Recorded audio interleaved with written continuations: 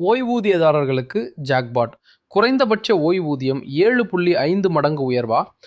அப்படிங்கிற தலைப்பு தான் நம்ம அந்த பதிவில் பார்க்க போகிறோம். நீங்கள் நம்ம சேனலுக்கு இப்போ தான் புதுசாக வரீங்கன்னா சேனலை மறக்காமல் சப்ஸ்கிரைப் பண்ணிக்கோங்க. கூடவே பெல் ஐக்கானையும் ப்ரெஸ் பண்ணுங்கள். ஊழியர் ஓய்வூதிய திட்டத்தின் கீழ் குறைந்தபட்ச மாத ஓய்வூதிய தொகையை ரூபாய் 7,500 உயர்த்த நாடாளுமன்ற குழு பரிந்துரை.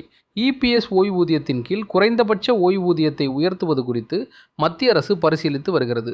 தற்போது ஊழியர் ஓய்வூதிய திட்டத்தின் கீழ் இபிஎஸ் 05 வழங்கப்பட்டு வரும் குறைந்தபட்ச மாத ஓய்வூதிய தொகையான 1000 ரூபாயால் அடிப்படை வாழ்க்கை செலவுகளை பூர்த்தி செய்யவில்லை என கூறி குறைந்தபட்ச தொகையை ரூபாய் 7,500 உயர்த்த வேண்டும் என தொழிலாளர் சங்கங்களும் ஓய்வூதியதாரர் சங்கங்களும் கோரிக்கை விடுத்து வருகின்றன. இந்த உயர்வுக்கான கோரிக்கையும் தொடர்ந்து வலுத்து வருகிறது. இந்த நிலையில் ஓய்வூதிய தொகையை உயர்த்த நாடாளுமன்ற குழுவும் பரிந்துரைத்துள்ளது.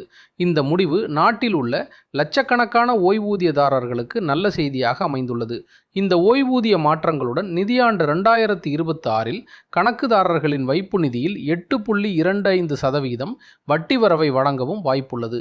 இந்த முன்மொழிவு நிதியமைச்சகத்தின் ஒப்புதலுக்காக காத்திருக்கும் நிலையில் ஒப்புதல் அளிக்கப்பட்டவுடன் கணக்குதாரர்களின் கணக்குகளில் வட்டி வரவு வைக்கப்படும். இதனிடையே பிஎஃப் பணத்தை ஏடிஎம் மூலம் எடுக்கும் வசதியை அறிமுகப்படுத்தப்பட உள்ளது. ஸோ இந்த வீடியோ உங்களுக்கு பிடிச்சிருந்ததுன்னா ஒரு லைக் பண்ணுங்கள். சேனலுக்கு புதுசாக வந்திருக்கீங்கன்னா சேனலை சப்ஸ்கிரைப் பண்ணிக்கோங்க. உங்கள் ஃப்ரெண்ட்ஸ் அண்ட் ரிலேட்டிவ்க்கு இந்த வீடியோவை ஷேர் பண்ணுங்கள். மறுபடியும் நம்ம அடுத்த வீடியோவில் சந்திப்போம். நன்றி, வணக்கம்.